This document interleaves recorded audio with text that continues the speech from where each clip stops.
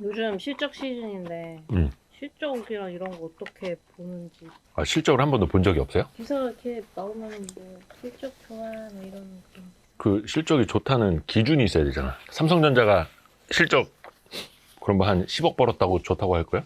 지금 엄청 적지 않나? 50조를 벌어도 어닝 쇼크일 수 있는데 삼성전자는. 헐 50조인데? 전분기 대비 얼마 벌었다? 전 분기 대비, 전년 동기 대비, 컨센서스 대비 셋 다 중요해. 아, 지금 참 어닝 시즌이니까 이거 되게 중요하겠다.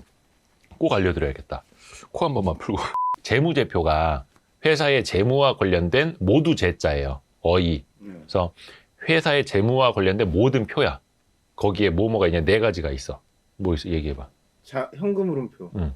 대차대조표, 어. 부채. 손익계산서. 오. 그거 한번 네 개 있는 거. 자본 변동표. 자본변동표 처음 들어. 그러니까 그냥 그 회사의 자본이 얼마나 늘고 줄었는지, 회사의 자본이 얼마나 유출되고 혹은 뭐 증자를 했는지 이런 것들. 그래서 자본 변동표, 현금 흐름표, 대차대조표, 그다음에 손익계산서. 근데 많은 분들이 손익계산서를 제일 많이 보지. 제일 먼저 보지. 그게 실적이니까. 그 지금 실적 발표하는 그 실적이 손익계산서였어요? 그치. 나 그거 몰랐네. 야, 주식 투자를 하면서 그 회사의 실적을 안 본다라는 거는 운전을 하면서 신호등을 안 본다는 거랑 똑같은 거야. 실적은 봐요. 근데 손익계산서를 안 그 보고. 실적이 그럼 어떻게 공시가 돼? 그 이렇게 표에 표에. 매출액, 영업이익 있고 전분기 대비 뭐 전년 동기 대비 이런 거 하고 플러스 마이너스. 그러면 이걸 알려줄게. 일단은 실적이라는 거는 그 해 사업 보고서, 그러니까 연간 사업 보고서가 마무리돼서 나오거나 각 분기별 보고서가 나오거나 이럴 때 그 분기 보고서 안에 재무제표 중에서 손익계산서로 나오잖아. 근데 그게 실적이 담겨 있는 거야.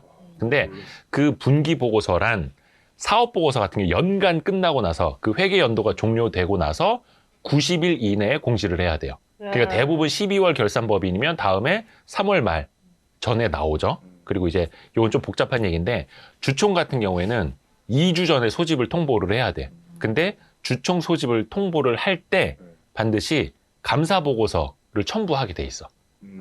근데 감사 보고서가 뭐야? 1년 동안 우리의 재무제표를 이렇게 썼고 이게 외부 감사인, 회계법인한테 오케이 사인을 받았다라는 도장을 콱 찍어서 감사 의견 적정 도장을 받아서 주주들에게 통지를 하는 거야. 몇 월 며칠에 어디에서 주총을 열 테니 이 감사 보고를 보시고 와주십시오.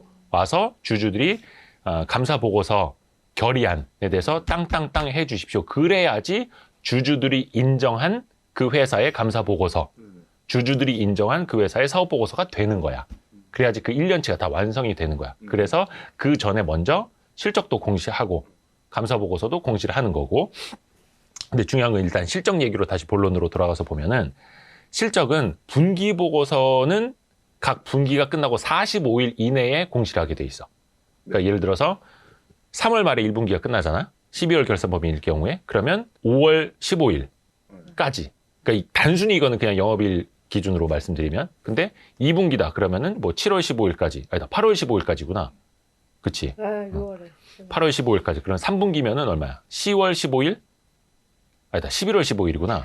아, 이거 더하기를 못하냐. 아무튼 그런 식으로. 그런 식으로 단순 계산해서 보면 되고, 그거는 금감원 다트 가보면 왼쪽 하단에 그 공시 분기보고서 마감일이라고 날짜까지 친절하게 나와 있어. 그냥 그거 보면 돼. 그럼 뭐 11월 15일 뭐 이렇게 나와 있어. 근데 분기보고서가 공시가 되기 전까지는 시간이 너무 오래 걸리잖아요. 당장 우리는 4분기, 지난해 4분기 실적이 궁금한데, 예를 들어서 한 3월 둘째 주에 감사보고서 나올 때 이게 같이 뜬다 그러면 거의 한 3개월 동안 주주들은 불확실성 속에 있는 거예요. 근데 이 회사의 실적이 크게 바뀔 때가 있어. 그러면 어떻게 되겠어? 이게 주주들에게 미치는 영향이 훨씬 더 크겠죠. 그래서 이거를 미리 공시하도록 하는 제도가 있는데 전년 동기 대비로 30%가 위아래로 변하면 좀 뭐가 많아지거나 변동을 많이 하는 거죠. 30%면. 그냥 기준을 그렇게 정한 거예요. 그리고 대기업 집단 같은 경우에는 15%가 변동되면 먼저 의무 공시를 하도록 해놨어. 그래서 잠정 실적을 먼저 발표하는 거예요? 그렇지. 아니 그게 난 궁금했어. 그 잠정 그거는 실적, 확정 실적. 의무 공시로 그렇게 잠정 실적을 먼저 공시를 해야 되는 거고 그 기준은 뭐냐면 매출이 됐던 영업이익이 됐던 순이익이 됐던 뭐든지 그냥 일반 기업 같은 경우에는 30% 이상이 변동이 되면 네네. 공시를 해야 돼. 대기업 집단 같은 경우에는 매출이 됐던 영업이익이 됐던 순이익이 됐던 15% 이상 변동이 되면 의무적으로 공시를 해야 돼. 근데 그 날짜는 그냥 재무팀장이 이렇게 해서 한 날 공시하는 게 아니라 자기네가 내부로 마무리를 하고 이사회에 올린 날, 이사회에 올려서 이사회 승인을 받은 그날 공시를 하도록 되어 있는 거야. 잠정 실적은.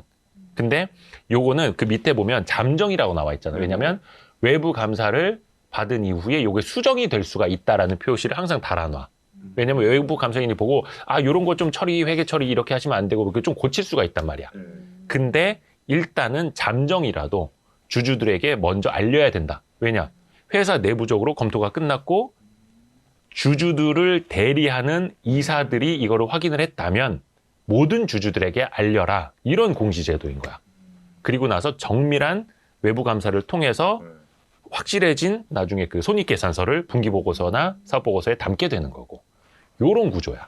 그리고 이제 실적 발표가 됐다. 그러면 잠정 실적이 나왔다. 그러면 주주들은 이 실적이 과연 현재 주가에 반영이 돼 있는 건지 현재 주가보다 더 서프라이즈하게 나온 건지 쇼크 수준인 건지를 판단을 해야 되잖아. 그래서 항상 그 뭐 뺐다 꼼뿔리라는 것도 있고 선반영이라고 하는데 뭐든지 주가에 선반영 돼 있다라고 생각은 기본적으로 해야 돼.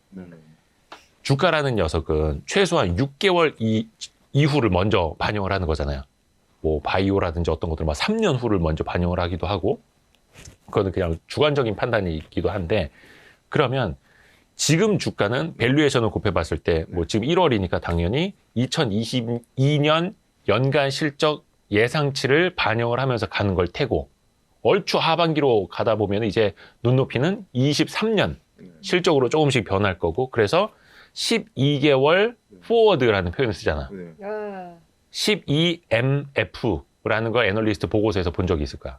그게 뭐냐면 12 months forward 12개월 선행이라는 뜻이야. 그거는 지금으로부터 12개월 선행의 실적. 그러니까 지금은 1월이니까 사실상 뭐 12개월 하면 그냥 연말 2022년 말 기준 이렇게 보면 쉽잖아. 근데 대충 한 5월, 한 8월쯤 됐어. 한 10월쯤 됐는데 2022년 연간 실적 보고 있을 거야? 아니지. 이거는 그냥 당장의 거고 훨씬 더 이제 최소한 6개월, 12개월을 주가가 반영을 한다면 올해 12월쯤 되면 그 내년 실적을 보던가 그로부터 12개월 선행 추정치를 또 팔로우업을 해야 되는 거지. 그렇게 해서 이제 멀티플을 곱했을 때 밸류에이션이 나타나는 건데 하품하고 있네.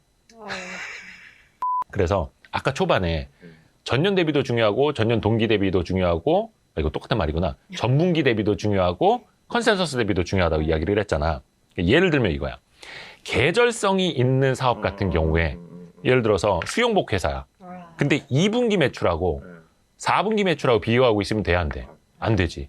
2분기 매출과 3분기 매출도 차이가 엄청나. 예를 들어서 여름 뭐 7, 8월은 몇 분기야? 3분기지. 그럼 3분기 실적이 중요할 것 같지? 아니야. 2분기 실적이 더 중요해. 왜냐면 미리 만들어서 유통을 깔아버리기 때문에 그래서 실제로는 여름 장사를 하지만 실제 가장 중요한 매출과 이익은 뭐 2분기에 나타난다. 이런 식으로 해서 계절성을 다 알아야 되는 거고 뭐 예를 들어서 의류 같은 경우에 패딩이 제일 많이 팔리니까 패딩이 또 비싸잖아. 외투가 비싸고 하니까 두꺼운 옷일수록 비싸잖아. 그래서 4분기에 매출 비중이 제일 높아. 4분기 왜 높은지 알지? 겨울. 진짜 겨울은 뭐 1, 2월도 추운데 그때는 세일하잖아. 그치. 그때는 단가가 떨어지는 시기고 세일해서 팔아내는 시기고 보통 겨울옷은 뭐 11월 뭐 요때 제일 많이 나가고 그리고 세일하기 전 정상 가격으로 많이 팔려야 회사한테 좋은 거다 보니까 그래서 4분기가 사실은 제일 중요하거든요. 근데 4분기 실적하고 3분기 실적하고 전분기 대비로 뭐 500% 성장 이런 말이 돼야 안 돼.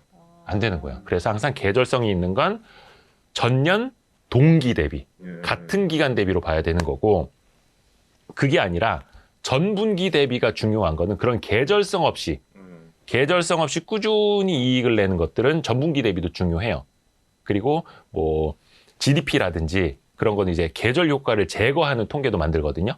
그러니까 뭐 조업일 수도 네. 그러니까 생산 가능일. 예를 들어서 설날이 뭐 어떨 때는 1월에 있기도 하고 어떨 때는 2월에 있기도 하고 근데 2월은 원래 28일밖에 없잖아. 네. 근데 그럼 당연히 조업일 수도 적겠죠. 근데 거기에다가 설 연휴까지 껴버려. 네. 그 실질적으로 조업일 수가 적잖아. 네. 근데 뭐 예를 들어서 수출 데이터, 무역 지표 같은 거 계산을 하는데 전월 대비 마이너스 40% 난리 났다. 이러면 말이 돼 안 돼. 그래서 그런 계절성 효과도 제거를 하는 게 있어요. 전분기 대비가 중요한 케이스는 꾸준한 분기별 성장을 이루는 산업이 있어. 네. 계절성 없이. 뭐 예를 들어서 뭐 라면.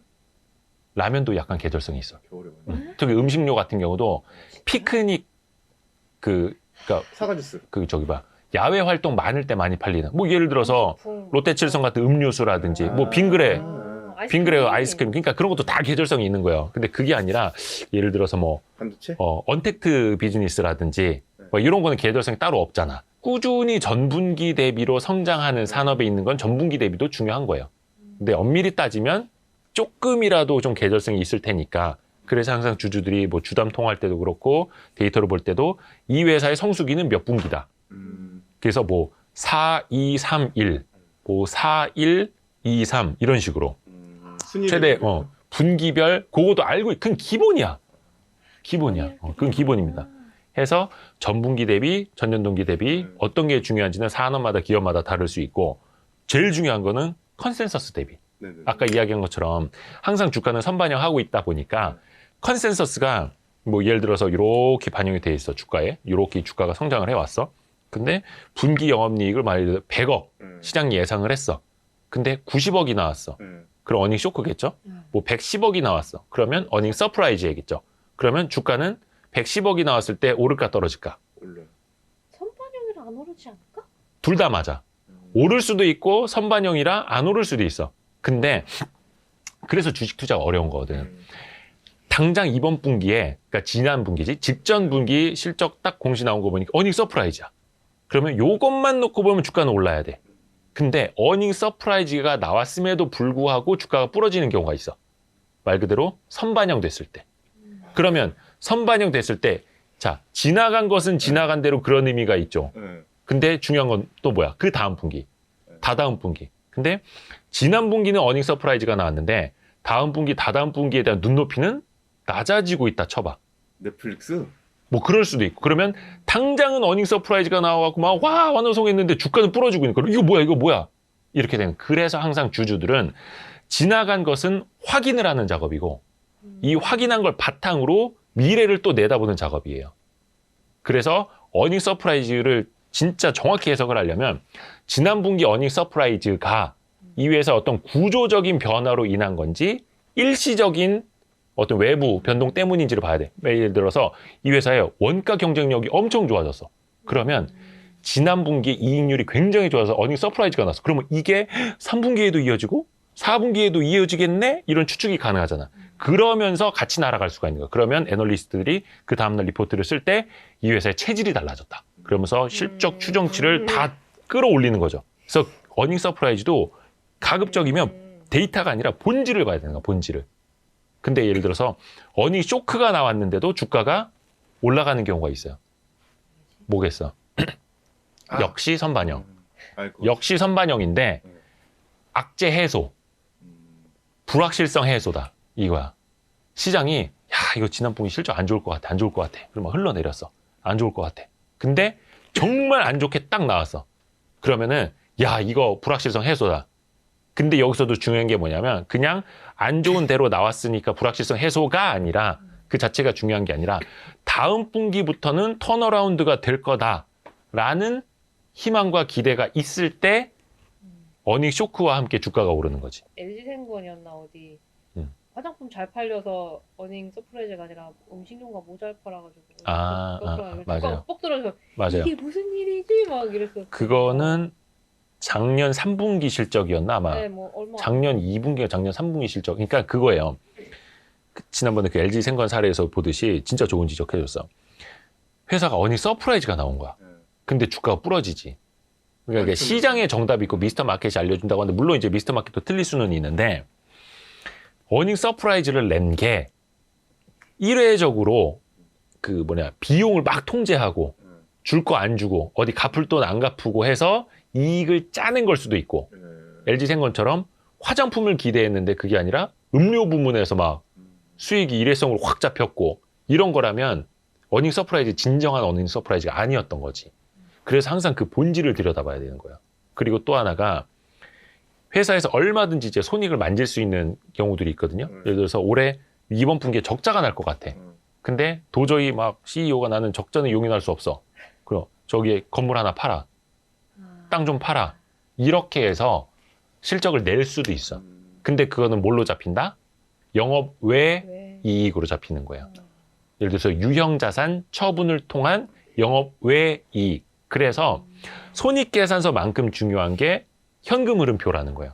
그러면 거기에는 영업 활동을 통한 그 현금 흐름, 그 다음에 재무 활동을 통한 현금 흐름, 투자 활동을 통한 현금 흐름이 다 나눠서 써 있어.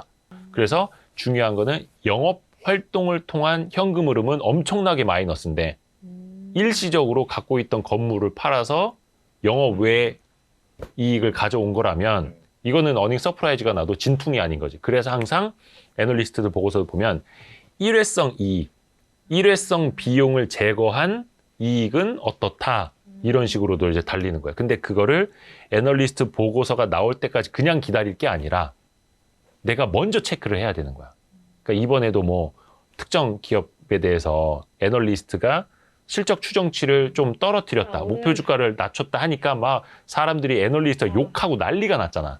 근데 그거는 애널리스트니까 당연히 자기 직업적으로 해야 되는 일이고 심지어 그보다도 안 좋은 거는 그냥 미적미적대면서 넘어가는 사람들이 많은데 그냥 뭐라 해야 되나 그냥 표면적으로 쓴 게 욕먹는 케이스인데 사실은 주주들이라면 실제로 슈퍼개미들 주식 투자로 정말 전업 투자 열심히 공부하는 사람들 맨날 사무실에 나와서 하는 사람들은 애널리스트 보고서가 나오기 전에 자신의 실적을 추정을 해요.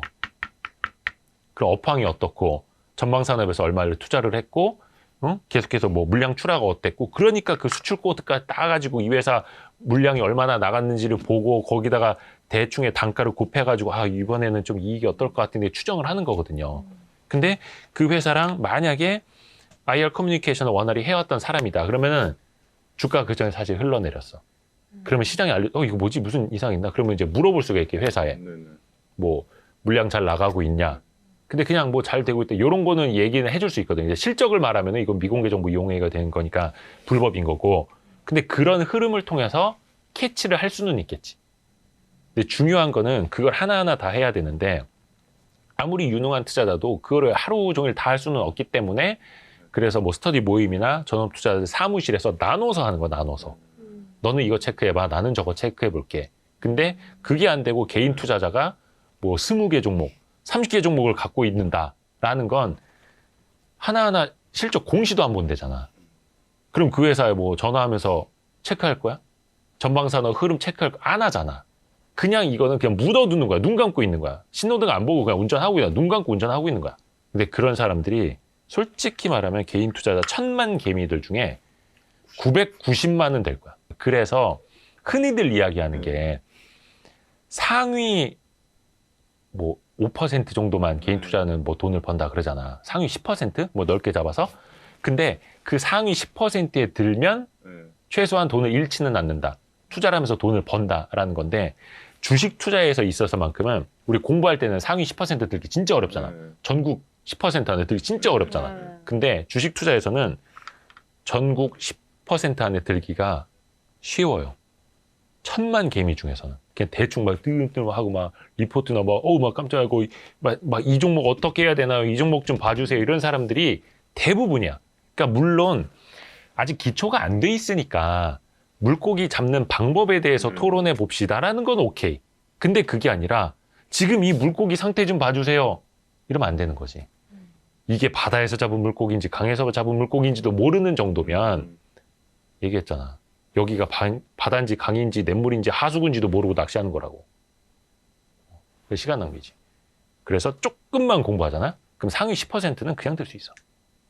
그러니까 최소한 사업보고서 보고 분기보고서 보고 손익계산서 그러니까 잠정실적 같은 거 공시될 때 한 번씩 쳐다보고 리포트 한 번씩 읽고 신문 보면서 그 회사 동향 체크하고 여기서 조금만 더 나가면은 그 회사의 원재료, 그러니까 뭔지는 알잖아.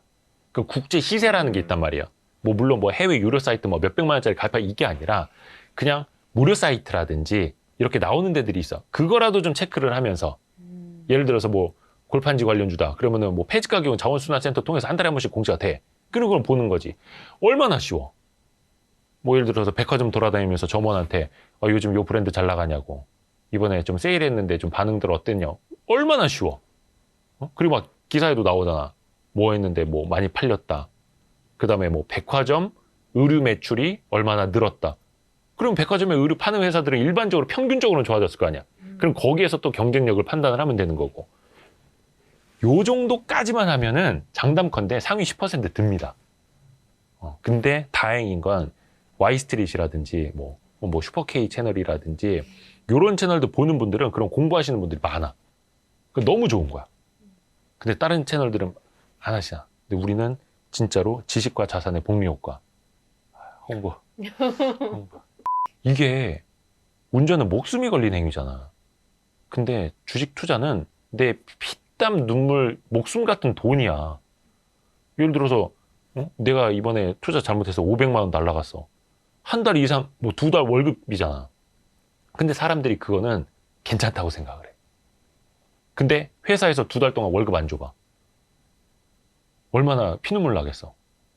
근데 이거를 자꾸 사이버머니라고 생각을 해서 그런지 모르겠지만 자꾸 그냥 이거 자동차 타면서 자율주행이라고 생각을 하는 건지 아니면 누가 리딩 해줄 거라고 생각을 하는 건지 차라리 리딩이라도 해준 사람이 있으면 낫지. 근데 그 사람이 갖다 꼬라박는다니까. 그래서 믿을 거는 자신밖에 없고 운전을 할 때도 나 자신을 너무 믿으면 안 되잖아. 맞아. 운전면허 따고 한 2, 3년 차 됐을 때 사고 많이 나거든. 까불다가 막 과속하고 막 맹신하고 처음에는 바짝 긴장했다가 나중에는 이제 흐트러지는 거지. 막 신호등 막 노란불에도 빨리 지나가도 될 것 같고 그러면서 사고가 나는 건데 투자도 마찬가지야. 투자도 마찬가지. 그래서 나도 이렇게 생각해 보면 지금 이제 우리 1월 말 설 앞두고 이제 찍고 있는데 이번 1월에 시장 많이 흔들릴 때 손절 안 하고 버틸 수 있었던 종목들은 진짜 많은 그 CIO 이렇게 펀드 매니저 훌륭하신 분들 나와서 말씀해 주시는 것처럼 내가 제일 잘하는 종목 그건 손절 안 하게 돼. 왜? 이거 내가 지금 가치를 알거든. 업황을 알거든. 원재료 가격을 알거든. 판가를 알거든.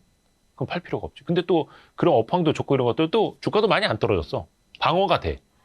근데 그게 아니라 어떤 뭐 모멘텀을 봤던 것들. 이거는 펀더멘털하고 달리 사실은 좀 갔던 거잖아.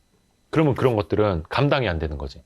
여기서 버텨야 될지 뭐 추매를 해야 될지 막 판단이 안 되는 거지. 그건 나도 혼란스러워.